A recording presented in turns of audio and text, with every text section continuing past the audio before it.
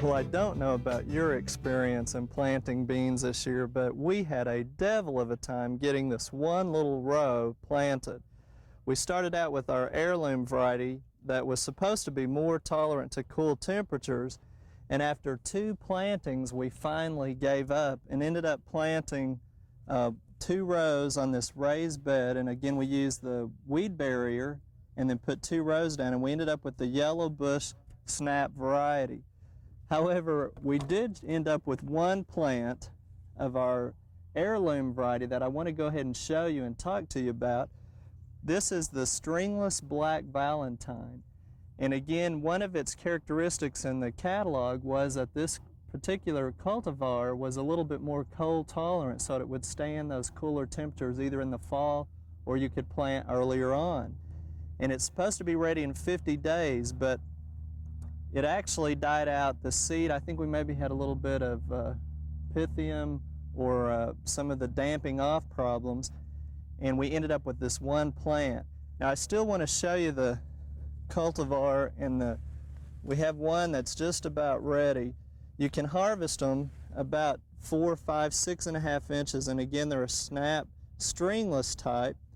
And this particular variety, the stringless black Valentine, was known prior to the 1850s, but it was officially introduced in 1897. And so it is definitely an heirloom variety. It's a tall spreading plant, but we only ended up with 1. So that's one of the things I want to caution you about. Anytime you try varieties, you never know what conditions they're going to apply here in Oklahoma. It may say certain things, but once you try them, you don't know until you've experienced it. But that's still part of the fun of gardening. Now let me take you over here and show you how our heirloom pole varieties are coming along.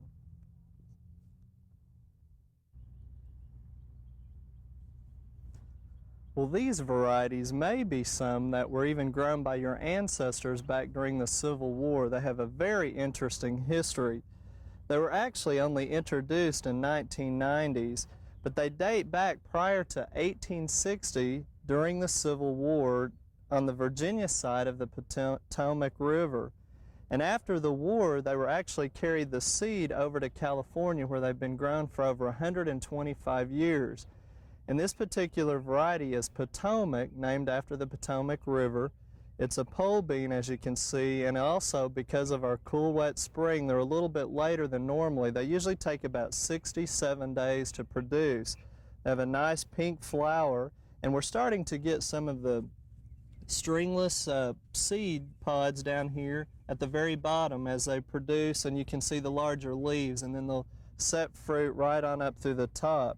It's a vigorous climber, but it's an interesting one with a lot of history. And as the summer continues, we'll be bringing you some more ideas and segments on some of our heirloom varieties.